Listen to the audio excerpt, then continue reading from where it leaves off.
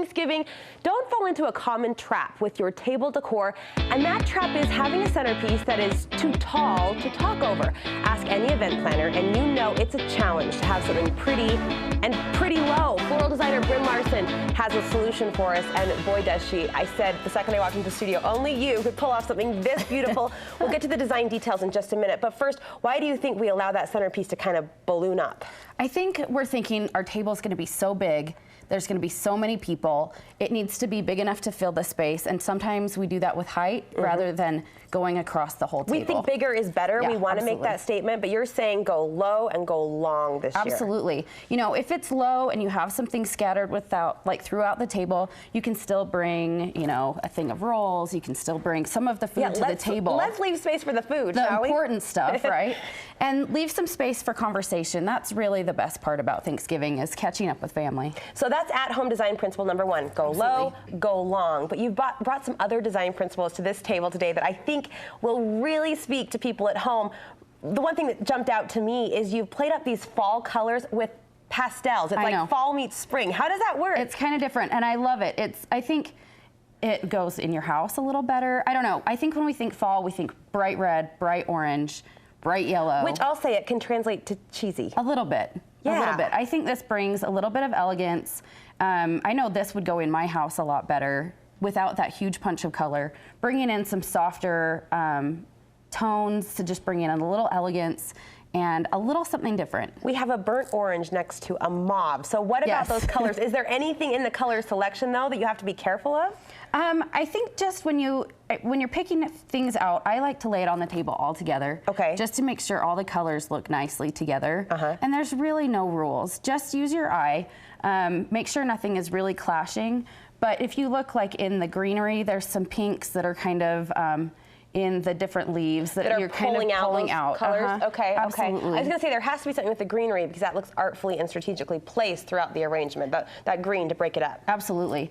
And have fun with it. I mean, it can be kind of a gathered feel. If you're pulling like rose hip from your garden, go ahead and do that and kind of let the rose hip go down the table, or bittersweet, or any of those really beautiful fall berries that are in season right now, and use that to your advantage to fill the space without spending a lot of money. You're going to show us how to do that, but first rewind us a couple hours. When you were at the floral shop this morning assembling this, what was your base? What did you start with? So I started with the greenery, actually. Okay. Looking for the fall leaves. I would think the greenery would be a filler, but you started that as your base. Yeah, just to kind of get the colors that I wanted. I knew I wanted to bring in like kind of this golden antique yellow. I'm loving these, these roses for fall. Yeah, and right here, so pretty. Absolutely, and I knew I wanted a touch of pink, so that's how I started. And then I looked for what was really pretty today. These huge garden roses are amazing today, so I wanted to throw those in. So again, this could be a walk, for you it was a walk through the floral shop, but this could be a walk through your yard and saying what looks good, what's jumping out. Absolutely, or look through your yard, see what you have, and then come to the shop and fill in with single stems. Gotcha. Which is a really good way to do it. So I know a lot of people do have rose hip right now, a lot of fall leaves. Even I like the fall leaves just scattered on the table, so go out in your yard and grab some leaves and put them down the center of your table. And you use that pink, even though you were dead set on using it, you used it so sparingly. There's something to be learned there. A little hint, a little goes a long way. We definitely don't want it to feel like spring, but I did like a little hint of the blush pink in there to soften the other brighter colors. Now let's get to the shape. We've kind of talked about the color palette, the design. How can we expand this to stick with that low and long principle you were talking about? The rose hip is a great way, and same with the greenery. To extend it out? To extend it out. So you can add it. I even love like the exploding grasses or wheat or any of those great fall textures. So show us how we would do that. Rose hip comes on, you know, great big long stems, and you can just leave it long, clip it how you want it, and you can just add it to the edge of your centerpiece. This I'm not even sticking in that far. And you can just let it trail down your table. So the branches just kind of wind. Yeah, just kind of, they'll tell you what they want to do. Just go with it. We know Bryn talks to her flowers in the shop, and we don't judge because this is the outcome and it's beautiful. So you can just add them in, let them go down the table. If you have a really long table, you can just keep extending and keep it going, and maybe just move some candles down. So stretch it. So it keeps going down the table. And not enough that you still can't put a bowl of mashed potatoes, right? Or a turkey platter. You know, and maybe you have a branch of fall leaves that you just want to extend.